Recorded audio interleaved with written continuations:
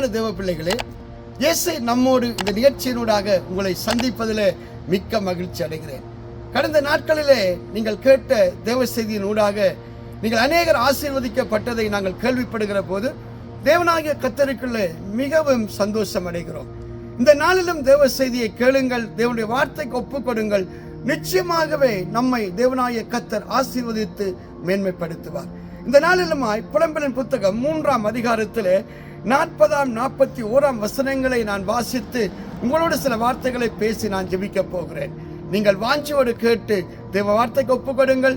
நிச்சயமாகவே தேவன் தம் வார்த்தையை அனுப்பி நம்மை விடுவித்து அவர் ஆசீர்வதிக்கிற தேவனாயிருக்கிறார். நான் இப்பொழுது வசனத்தை வாசிக்கிறேன். நாம் நம்முடைய வழிகளை சோதித்து ஆராய்ந்து கர்த்தரிடத்தில் திரும்ப கடவோம். நாம் நம்முடைய கைகளோடு கூட நம்முடைய இருதயங்களையும் பரலோகத்தில் இருக்கிற தேவனிடத்துக்கு ஏறெடுக்க கடவோம். அருமையான தேவ பிள்ளையே, அருமையான ஒரு வசனத்தை நாங்கள் பார்க்கிறோம். நாம் நம்முடைய வழிகளை சோதித்து ஆராய்ந்து கர்த்தரிடத்தில் திரும்ப கடவோம். ஏனென்று சொன்னால் நம்முடைய வழிகள் தேவனுக்கு பிரியமில்லாது இருக்கிற போது ஒருபோதும் தேவனுடைய ஆசீர்வாதங்களை, தேவனுடைய மேன்மைகளை நாங்கள் அடைகிறதில்லை. நாம் தேவனுக்கு பிரியமில்லாத மாமிசத்தின் வழியிலே சுயத்திலே போகிற போது தேவன் நம்மோடு கூட ஒருபோதும் வருகிறதும் இல்லை, இருக்கிறதும் இல்லை. அதனால்தான் நாம் நம்முடைய வழிகளை நன்றாக சோதித்து ஆராய்ந்தறிந்து கர்த்தரிடத்திலே திரும்ப வேண்டுமாம்.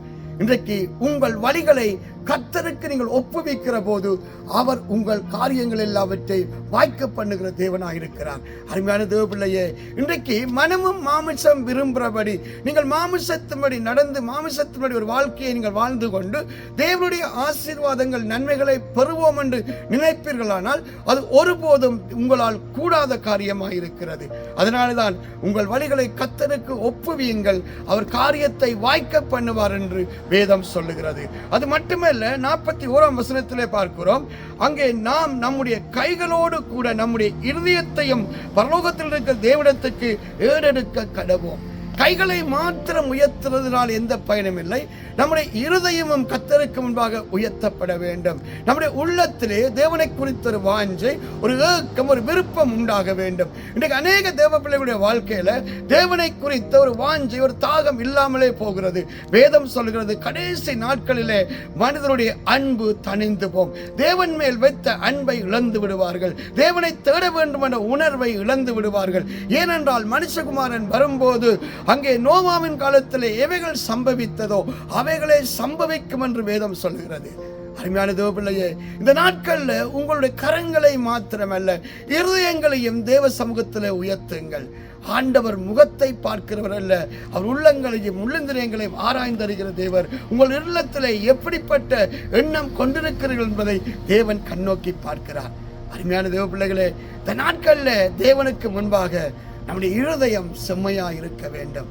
தேவன் ராஜரீகம் பண்ணுகிற, தேவன் வாசம் பண்ணுகிற ஒரு இருதயமாக நம்முடைய இருதயம் இருக்குமானால் என் ராஜாதி ராஜா கத்தாதி கத்தர் நம்மோடு கூட வாசம் பண்ணி மேன்மையான பரலோக நன்மைகளினால் நம்மை திருப்தி ஆக்குவார்.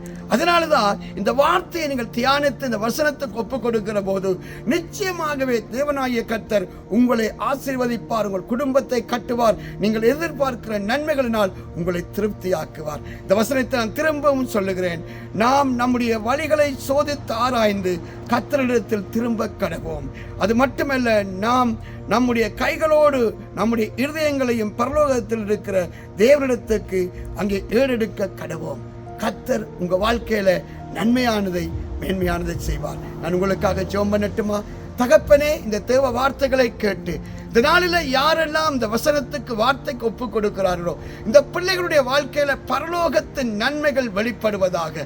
பாவத்தை மறைக்கிறவன் வாழ்வடைய மாட்டான், அதை அறிக்கை செய்து விட்டு விடுகிறவனோ இரக்கம் பெறுவான்னு சொன்னீங்கப்பா. இந்த நாட்களில் நம்முடைய தவறுகளை, நம்முடைய பாவங்களை ஆராய்ந்து அறிந்து அவைகளை அறிக்கை செய்து மனம் திரும்பி நம்முடைய சமூகத்தில் நம்மை தாழ்த்துகிற போது நிச்சயமாகவே தேவனாகிய கர்த்தர் நீர் எங்களுக்காக இறங்குகிற தேவனாய் இருக்கிறேன். இந்த நாளிலுமாய் ஒவ்வொரு பிள்ளைகள் மேலும் உங்க மனதுருக்கம், உங்க தயவு கடந்து வரட்டும். ஒவ்வொரு பிள்ளைகள் வாழ்க்கையில் நிந்தை கேட்கள் புரட்டப்படட்டும். ஆரோக்கியம், ஆசீர்வாதம் வெளிப்படட்டும். இந்த நாட்கள்ல கண்ணீரின் பாதையில வேதனைக்குள்ள கடந்து போகிற பிள்ளைகளை கண்ணோக்கி பாருங்கப்பா. ஆண்டவரே, தகப்பனே, உம்முடைய ஆறுதல், உம்முடைய இளைப்பாறுதல் ஒவ்வொரு பிள்ளைகளுடைய வாழ்க்கையிலும் வரத்தக்கதாய் அனுக்கிரகம் செய்வீராக. இப்பொழுதும் கர்த்தாவே ஆண்டவராகிய இயேசு கிறிஸ்துவின் நாமத்தில் மன்றாடி ஜெபிக்கிறேன். ஒவ்வொரு குடும்பங்களுக்குள்ளும் தேவ சமாதானம், தேவனுடைய ஆரோக்கியம், தேவனுடைய ஆசீர்வாதங்கள் வெளிப்படுவதாக இயேசு கிறிஸ்துவின் நாமத்தில் ஜெபிக்கிறோம் எங்கள் ஜீவனுள்ள நல்ல பிதாவே. ஆமென், ஆமென். அருமையான தேவ பிள்ளைகளே, தேவனாகிய கர்த்தர் உங்களை ஆசீர்வதிப்பாராக.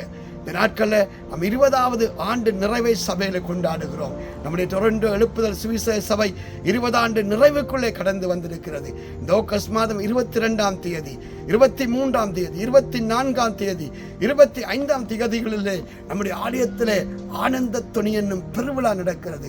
வியாழக்கிழமை மாலை 7 மணிக்கும், வெள்ளிக்கிழமை மாலை 7 மணிக்கும், சனிக்கிழமை காலை 10 மணிக்கும் மாலை 6 மணிக்கும், ஞாயிற்றுக்கிழமை காலை 10 மணிக்கும் மாலை 6 மணிக்கும் விசேஷித்த ஆசரிப்பை ஆராதனைகளை சபையில் ஒழுங்குபடுத்தி இருக்கிறோம்.